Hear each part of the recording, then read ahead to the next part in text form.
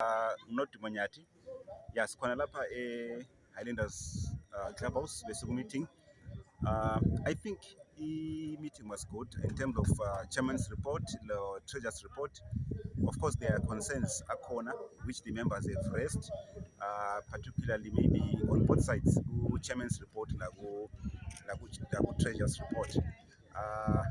Quite a number of questions were raised with chairman's report. It was a bit clear, but number concerns, especially on the issues to do with the credits, to do with player acquisitions, to do with issue going concern also, which was raised outside the treasurer. Then the other issue, which is a concern also on the treasurer side, is the issue of how can I put it? It is called kulokunzima laphana.